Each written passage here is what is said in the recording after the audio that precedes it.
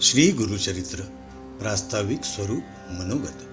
श्री गणेशाय नमः। दत्ता दिगंबरा दिगंबरा श्रीपाद वल्लभ दिगंबरा नृसिंह सरस्वती दिगंबरा।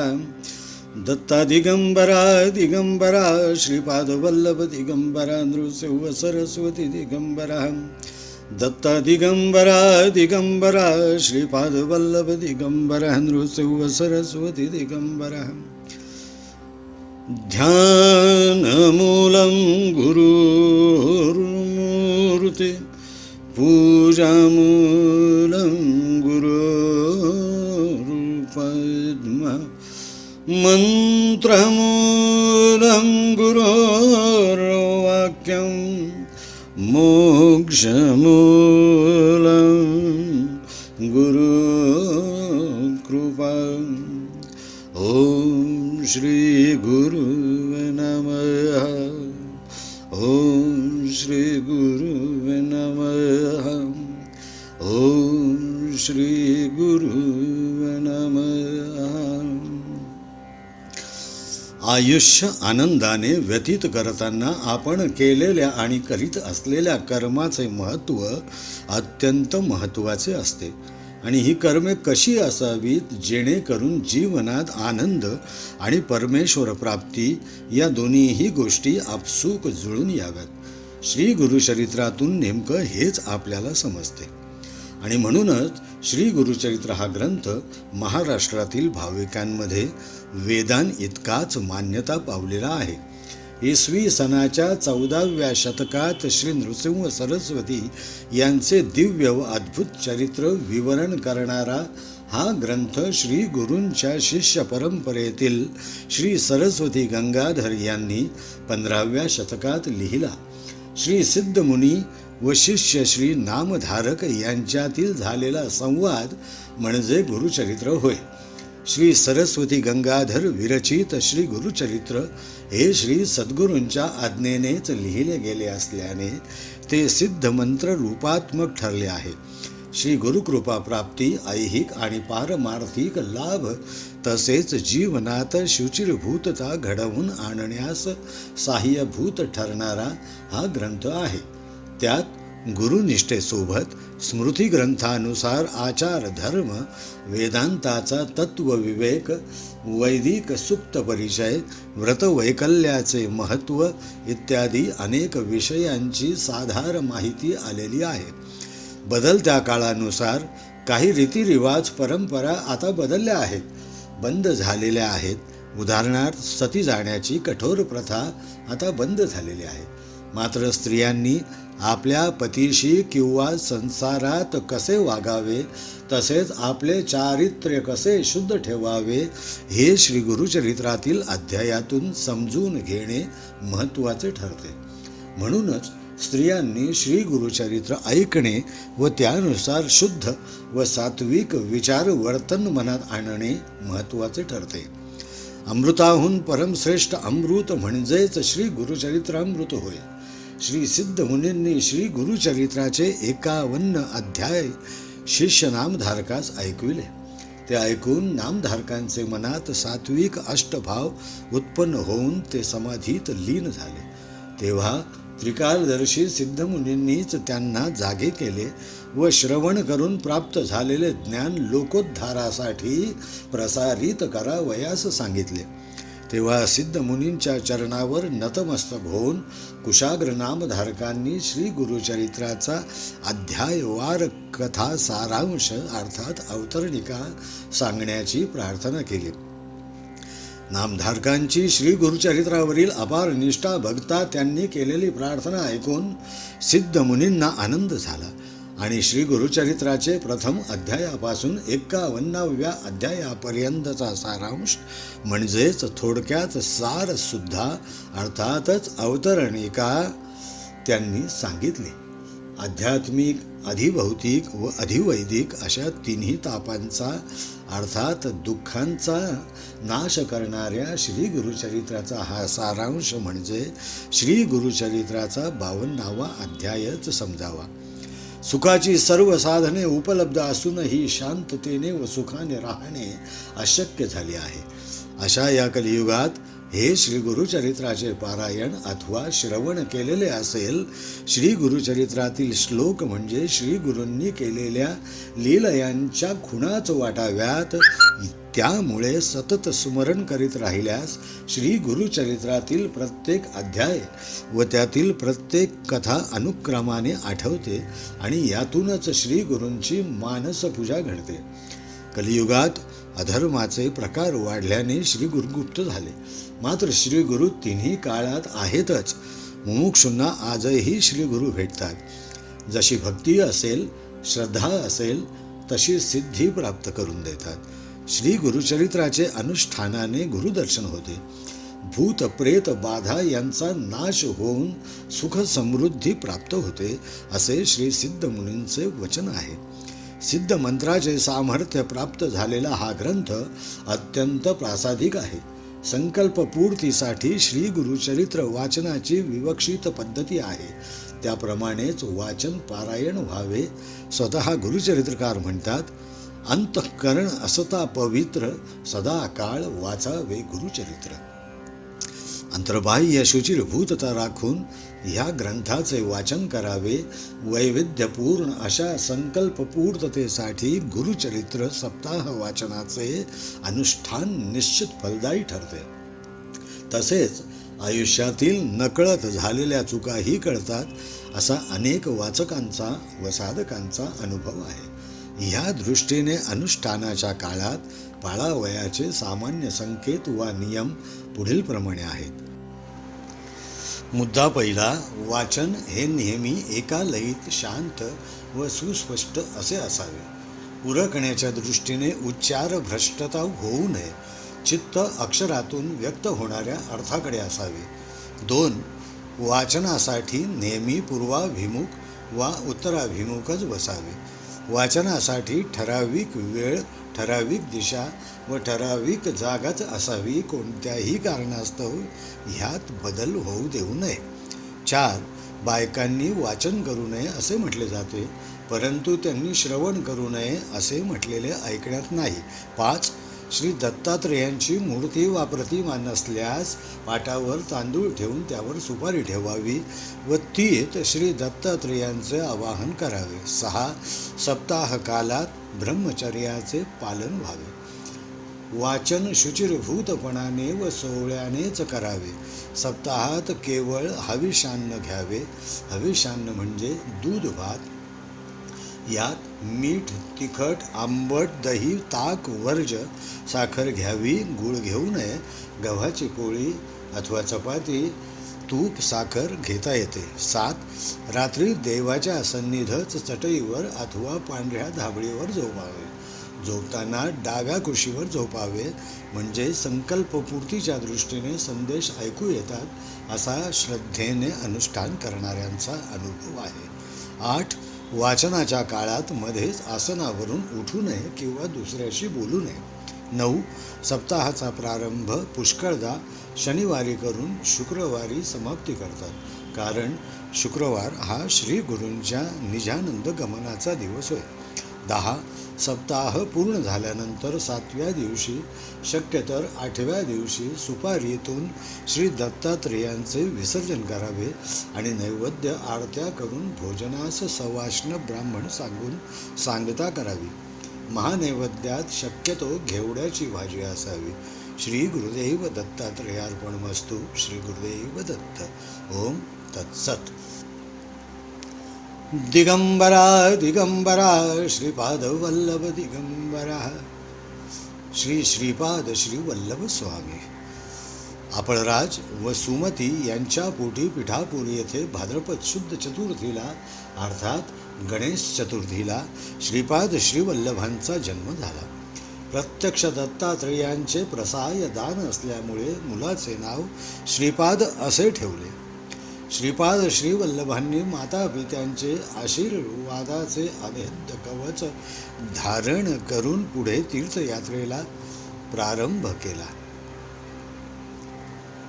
जगन्नाथपुरी, काशी व बद्री केदार ही बहुतांशी शिवस्थाने असलेली उत्तर यात्रा त्यांनी संपविली आणि त्यानंतर शंकराचे प्रत्यक्ष आत्मलिंग असलेल्या गोकर्ण महाबळेश्वर या स्थानी ते 3 वर्षे इतका प्रदीर्घ काळ गुप्त रीतीने राहिले. गोकर्ण येथील कडक व निग्रही उपासनेने त्यांनी निश्चितच शिवशक्ती संपादन केली असावी. नंतर श्रीशैल्य येथे 4 महिने राहून मग ते निवृत्ती संगमावरील कृष्णेच्या प्रवाहात बेटासारख्या असलेल्या कुरवपूर येथे येऊन राहिले. कुरवपूर येथे जाण्यासाठी 2-3 मार्ग आहेत. त्यापैकी रायचूर ते कुरवपूर हा मार्ग अधिक बरा आहे. तथापि कोणत्याही मार्गाने गेले तरी कृष्णा नदीच्या पात्रातूनच जावे लागते.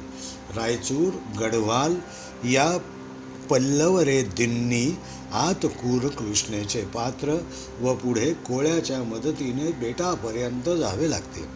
कुरवपूरला जाण्याचा मार्ग आता असा फलक लागला आहे. त्या मार्गाने गेल्यावर 25 किलोमीटर अंतरावर आतकूर गाव लागते. तेथे कृष्णा नदीच्या पात्रातूनच नावेने दुसऱ्या तीरावर जावे लागते. तेथून अंदाजे 5 किलोमीटर अंतरावर कुरवपूर हे तीर्थक्षेत्र आहे. पिठापूर येथे त्रिमुखी व चतुर्भुज अशी दत्तात्रेयाची मूर्ती आहे. ही मूर्ती म्हणजे सुमती व आपळराज या मातापित्यांनी श्रीपाद श्रीवल्लभांची जतन केलेली स्मृती होय. श्रीपाद श्रीवल्लभ यांनी तीर्थयात्रेस निघताना आपल्या पूज्य मातापित्यांना जसे दर्शन दिले ते दर्शन या मूर्तिरूपाने प्राणप्रतिष्ठित करून ठेवलेले आहे. श्री परमहंस परिव्राजकाचार्य वासुदेवानंद सरस्वती व श्री गुरु ब्रह्मानंद सरस्वती अर्थात लीला दत्त यांनी या मूर्तीची पूर्ण जागेत पुन्हा स्थापना केली. श्रीपाद श्रीवल्लभ यांनी पिठापूर सोडल्यानंतर उत्तर यात्रा केली. त्यांनी जगन्नाथपुरी, काशी व बद्रिकेदार या क्षेत्री भ्रमण केले. यानंतर दक्षिणेत गोकर्ण क्षेत्री येऊन राहिले. 3 वर्षे गोकर्णी राहिल्यानंतर श्रीशैल्यावर ते 4 महिने राहिले. पुढील काळ मग त्यांनी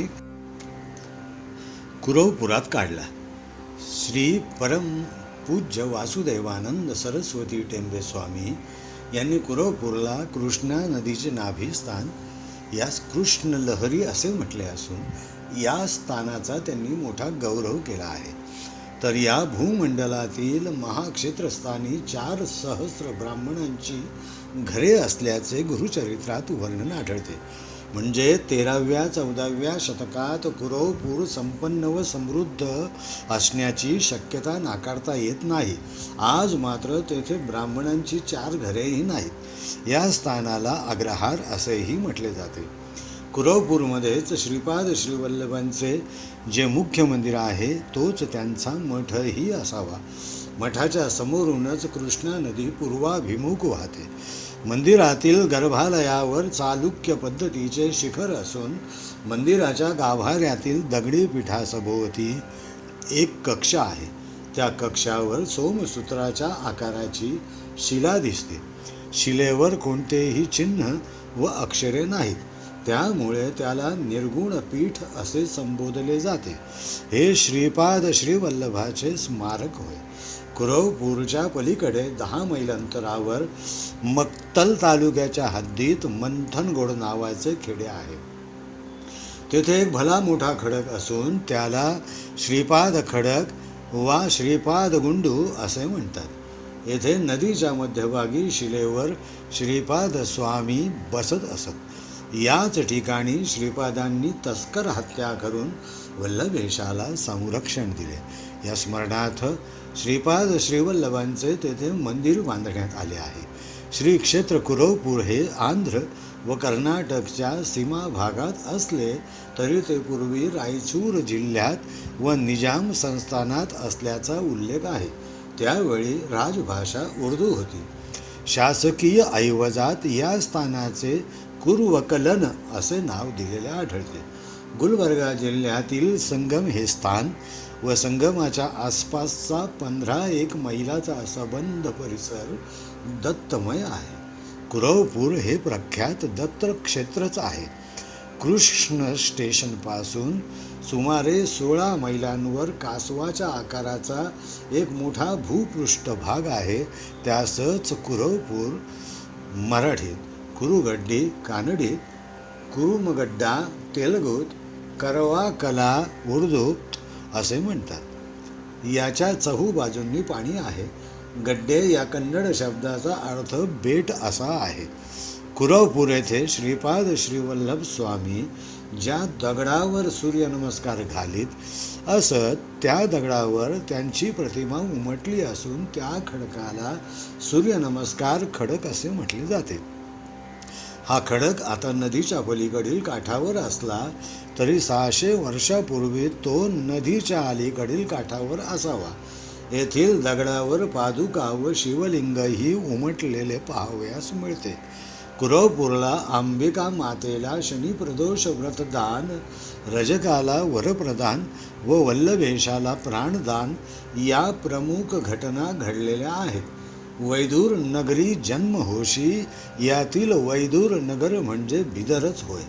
कारण बिदर जवळ पापविनाशी तीर्थ आहे. बिदरचा बादशाह अल्लाजद्दीन दुसरा हाच पूर्वजन्मीचा रजक असावा. हेच संमत व प्रमाणयुक्त मतग्राह्य मानले गेले. हेच योग्य आहे. श्रीपाद श्रीवल्लभ हे सर्वसाधारणपणे संत नामदेवांचे समकालीन असून त्यांचा काळ इसवी सन 1330 ते 1350 असा मानण्यात आला आहे. श्रीपाद स्वामी अल्पायुषी होते असा गुरुचरित्रात कुठेही उल्लेख नाही. श्रीपाद गुरूंनी संन्यास घेतला नव्हता. ते बहुधा अवधूत वेशात राहत असावे. कुरवपूर येथील महाद्वारापासून काही अंतरावर नदीच्या काठी मारुतीचे मंदिर आहे व त्यापुढे थोड्याच अंतरावर एक गुहा आहे. या गुहेत श्रीपाद स्वामी अनुष्ठान करीत असत. अलीकडच्या काळात श्रीमद परमहंस परिव्राजकाचार्य वासुदेवानंद सरस्वती यांचा 22वा चातुर्मास शके 1833 येथे झालेला असून त्यांचे अनुष्ठानही याच गुहेत होत असे. अनुष्ठानाच्या वेळी एक महासर्प नित्यनियमाने येऊन महाराजांना वंदन करून जाई. वल्लभेशाला जीवदान मिळाले ते स्थान म्हणजे श्रीपाद कुंड येथून जवळच आहे. गोकर्ण येथे श्री लक्ष्मी व्यंकटेश देवळाच्या डाव्या अंगाने कोटी तीर्थाकडे जाताना श्रीपाद श्रीवल्लभ यांनी अनुष्ठान केलेले स्थान म्हणून दाखविले जाते. तेथील पुजारी गजानन मंजुनाथ भट आंबेकर यांच्या घरी गुरुचरित्र पारायण होत असते. श्री परमहंस परिव्राजकाचार्य श्रीमद वासुदेवानंद सरस्वती उपाख्य श्री टेंबे स्वामी महाराज घोर कष्टोद्धरण श्री दत्त प्रार्थना स्तोत्रम श्रीपाद श्रीवल्लभ त्वं सदैव श्री दत्तास्मान् पाहि देवादिदेव भावग्राह्य क्लेशहारिन् सुकीर्ते घोरात् कष्टात् उद्धरास्मान् नमस्ते. त्वं नो माता त्वं पिता त्वदीपस्त्वं त्राता योगक्षेमकृत् सद्गुरुस्त्वं त्वं सर्वस्वं न प्रभो विश्वमूर्ते घोरात् कष्टात् उद्धरास्मान् नमस्ते. पापं तापं व्याधिमाधिं च दैन्यं भीतिं क्लेशं त्वं हराशुत्तु वदन्यं त्रातारं नो वीक्ष्य ईशास्तजूर्ते घोरात् कष्टात् उद्धरास्मान् नमस्ते.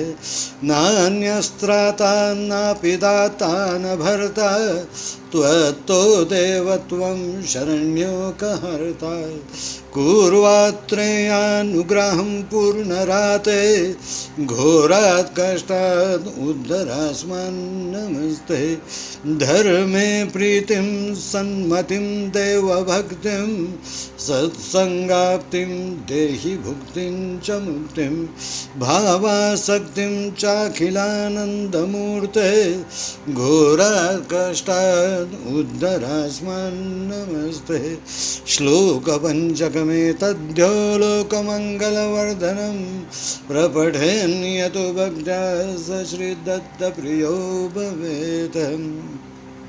इति श्रीमत्परमहंसपरिव्राजकाचार्य श्रीवासुदेवानंद सरस्वती विरचितं श्रीदत्तात्रेयप्रार्थनास्तोत्रं श्रीगुरुदेव दत्तात्रेयचरण्यर्पणमस्तु।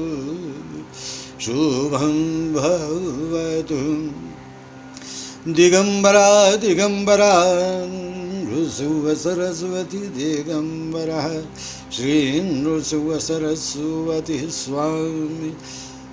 लाडकारंजा व उत्तरेकडील गाणगापूर येथील गुरुमंदिर उभे राहण्यात श्रीमद परमहंस परिव्राजकाचार्य वासुदेवानंद सरस्वती, श्री ब्रह्मानंद सरस्वती अर्थात लीला दत्त, श्री अण्णासाहेब पटवर्धन व श्री दीक्षित स्वामी यांना झालेले साक्षात्कार कारणीभूत ठरले आहेत. श्री क्षेत्र काशी येथील पंचगंगेश्वर मठाधिपती श्री ब्रह्मानंद सरस्वती उर्फ लीलादत्त स्वामी महाराज यांनी आद्य शंकराचार्य यांच्या चित्रावर आधारभूत अशी मूर्ती असावी असे ठरविले. हे काम त्यांचे शिष्य मुंबई स्कूल ऑफ आर्ट्सचे मुख्याध्यापक श्री धुरंधर व प्राचार्य सालोमन यांच्यावर सोपविले.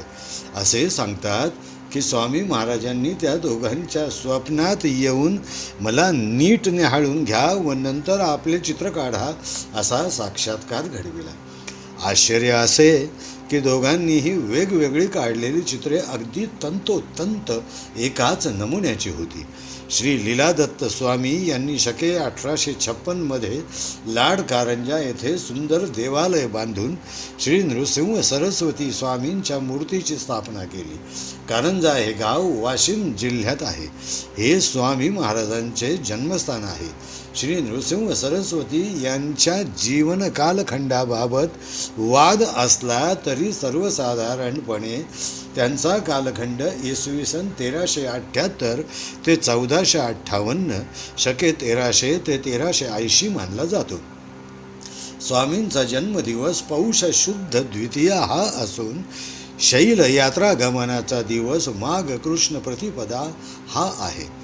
लाडकारंजा हे उत्तरेकडील गाणगापूर म्हणूनही ओळखले जाते. येथील गुरुमंदिरातील निर्गुण पादुकांचे जसे स्पष्ट दर्शन होते तसे गाणगापूरमध्येही होत नाही. श्री नृसिंह सरस्वती स्वामींचे घराणे काळे, उपनाम वसिष्ठ, गोत्र वाजसनेय शाखेचे होय. हे घराणे मूळ तेलंगणातील आहे. या घराण्याची एक शाखा नागपुरात इतवारी व वाराणसी अगस्त्यकुंड येथे स्थिर झाली. ती नगर नाईक काळे या नावाने ओळखली जाते. कारंजातील अंबा भवानीचे व माधव विप्राचेही दोन्ही घराणे 3-4 पिढ्या तरी कारंजात स्थायिक झाली असावीत. माधव काळे व अंबा भवानी यांचा विवाह आते मामे भावंडे अशा जवळच्या संबंधातून झाला होता. या कुळात शिव आराधनेने श्रीहरी असा पुत्र होतो. असे महात्म्य असलेल्या शनिप्रदोषाचे व्रत शतकानुशतके सुरू आहे. यातूनच श्री हरिहर ऐक्य सूचित केले आहे. शनिप्रदोषात शिव हा शंभू स्वरूपात पूजतात. या घराण्यात श्रावण महिन्यात संपत शनिवारही पाळला जातो. शुक्रवारसह शनिवार असा याचा विशेष आहे. शुक्रवार शनिवारी व्रतस्थ राहतात. श्री नृसिंह म्हणजे लक्ष्मी नृसिंह अशा भावाने संपत शनिवार पाळतात. त्याचप्रमाणे श्रावण महिन्यात शिव उपासनाही असते. या घराण्यात आणखी एक कुळाचार आहे. संपत शनिवारी उकडीच्या दिव्यांची आरती करून तेलंगी ब्राह्मणास भोजन दिले जाते. दरवर्षी श्रावणातील पहिल्या शुक्रवारी केशर कस्तुरीयुक्त श्री लक्ष्मी नृसिंहाचे चित्र देवघरातील भिंतीवर काढतात. हे चित्र तेलंगी ब्राह्मणानेच काढायचे असून दरवर्षी नवीन काढून जुन्याचे विसर्जन करावे लागते. या घराण्यात मुक्याचा नैवेद्य हा कुळाचार सर्व मंगल कार्यात करण्याची प्रथा आहे. श्री गुरु महाराजानंतर अंबा भवानीस गुरुकृपेने 2 पुत्र व 1 कन्या झाली. त्यातील एकाचे नाव शिवनाम, दुसऱ्याचे विष्णुनाम व कन्येचे लक्ष्मी व पार्वती स्वरूप म्हणून रत्नाई असे ठेवले होते. कारंजा येथे गुरुमंदिर आहे. ते स्थान काळे कुटुंबाकडून श्री गाडगे यांना ते उपाध्याय असल्यामुळे बक्षीस मिळाले. पुढे जागेचे बक्षीस पत्र बापूसाहेब घुडे यांच्याकडे आले. या जागेत बऱ्याच लोकांना वेगवेगळे अनुभव आलेले आहेत. भगवी कफनी धारण केलेल्या शुभ्र जटा व दाढी असलेल्या संन्यासी वेशातील भव्य सत्पुरुषांचे अधूनमधून दर्शन होते. भजन कीर्तन व वाद्यांचा आवाज ऐकू येणे, रात्री इकडून तिकडे व्यक्ती फिरत असल्याप्रमाणे दुसऱ्या मजल्यावर पायांचा आवाज होतो, असे वेगवेगळ्या व्यक्तींना आलेले अनुभव यांची नोंद करून ठेवली आहे. आता या पुढील कथानकाचे समालोचन आपण पुढील अध्यायानुरूप पाहू. इतर अनेक ग्रंथांचा आधार अर्थात संदर्भ घेऊन श्री गुरुचरित्र ग्रंथाचे वाचन व मनन श्री राजलक्ष्मी पब्लिकेशनने श्री गुरुकृपेने भक्त भाविकांसाठी मांडण्याचा प्रयत्न पुढील अध्यायांमधून केलेला आहे. सर्वांचे मनपूर्वक आभार आणि धन्यवाद. ओम. देवर्षि नारद विरचितं श्री दत्तात्रेय स्तोत्रम. श्री गणेशाय नमः. श्री गुरुवे नमः. जटाधारं पाण्डुरङ्गं शूलहस्तं कृपानिधिं सर्वरोगहरं देवं दत्तात्रेयमहं भजे. अस्य श्री दत्तात्रेय स्तोत्रमन्त्रस्य भगवान् नारद ऋषिः अनुष्टुपचन्दः श्रीदत्त परमात्मा देवता श्रीदत्तप्रीत्यर्थे जपे विनियोगः. जगदुत्पत्तिकर्ते च स्थितिसंहारहेतवे भवपाशविमुक्ताय दत्तात्रेय नमोऽस्तुते. जराजन्मविनाशाय देहशुद्धिकराय च दिगम्बरदयामूर्ते दत्तात्रेय नमोऽस्तुते. कर्पूरकान्तिदेहाय ब्रह्ममूर्तिधराय च वेदशास्त्रपरिज्ञाय दत्तात्रेय नमोऽस्तुते. ह्रस्वदीर्घक्रूशस्थूलनामगोत्रविवर्जित पंचभूतैकदीप्ताय दत्तात्रेय नमोऽस्तुते. यज्ञभोक्त्रे च यज्ञाय यज्ञरूपधराय च यज्ञप्रियाय सिद्धाय दत्तात्रेय नमोऽस्तुते. आदौ ब्रह्मा मध्ये विष्णुरन्ते देवाः सदाशिवा मूर्तित्रयं स्वरूपाय दत्तात्रेय नमोऽस्तुते. भोगालयाय भोगाय योगयोग्याय धारिणे जितेन्द्रियजितज्ञाय दत्तात्रेय नमोऽस्तुते. दिगम्बराय दिव्याय दिव्यरूपधराय च सदोदितपरब्रह्म दत्तात्रेय नमोऽस्तुते. जम्बुद्वीपे महाक्षेत्रे मातापुरनिवासिने जयमानसतां देव दत्तात्रेय नमोऽस्तुते. भिक्षाटनं गृहे ग्रामे पात्रं हेममयं करे नानास्वादमयी भिक्षा दत्तात्रेय नमोऽस्तुते. ब्रह्मज्ञानमयीं मुद्रां वस्त्रे चाकाशभूतले प्रज्ञानघनबोधाय दत्तात्रेय नमोऽस्तुते. अवधूतसदानन्दपरब्रह्मस्वरूपिणे विदेहदेहरूपाय दत्तात्रेय नमोऽस्तुते. सत्यरूप सदाचार सत्यधर्मपरायण सत्याश्रयपरीक्षाय दत्तात्रेय नमोऽस्तुते. शूलहस्तगदापाणे वनमाला सुकन्धर यज्ञसूत्रधर ब्रह्मन् दत्तात्रेय नमोऽस्तुते. क्षराक्षरस्वरूपाय परात्परतराय च दत्तमुक्तिपरस्तोत्र दत्तात्रेय नमोऽस्तुते। दत्तविद्याढ्यलक्ष्मीश दत्तस्वात्मस्वरूपिणे गुणनिर्गुणरूपाय दत्तात्रेय नमोऽस्तुते। शत्रुनाशकरं स्तोत्रं ज्ञानविज्ञानदायकं सर्वपापं शमं याति दत्तात्रेय नमोऽस्तुते। इदं स्तोत्रं महद्दिव्यं दत्तप्रत्यक्षकारकं दत्तात्रेयप्रसादाच्च नारदेन प्रकीर्तितम् इति श्रीनारदपुराणे नारदविरचितं दत्तात्रेयस्तोत्रं सम्पूर्णं शुभं भवतु। श्री सिद्धमंगलस्तोत्र श्रीमदनंत श्री विभूषित अप्पल लक्ष्मी नरसिंहराजा जय विजयी भव दिग्विजय भव श्रीमदखंड श्री विजयी भव श्री विद्याधरी राधा सुरेखा श्री राखीधर श्रीपादा जय विजयी भव दिग्विजय भव श्रीमदखंड श्री विजयी भव माता सुमति वात्सल्यमृत परिपोषित जय श्रीपादा जय विजयी भव दिग्विजय भव श्रीमदखंड श्री विजयी भव सत्य ऋषीश्वर दुहितानंदन बापनाचार्यनुत श्रीचरणा जय विजयी भव दिग्विजयी भव श्रीमदखंड श्री विजयी भव सवित्र काठक चयन पुण्य फल भारद्वाज ऋषि गोत्र संभवा जय विजयी भव दिग्विजयी भव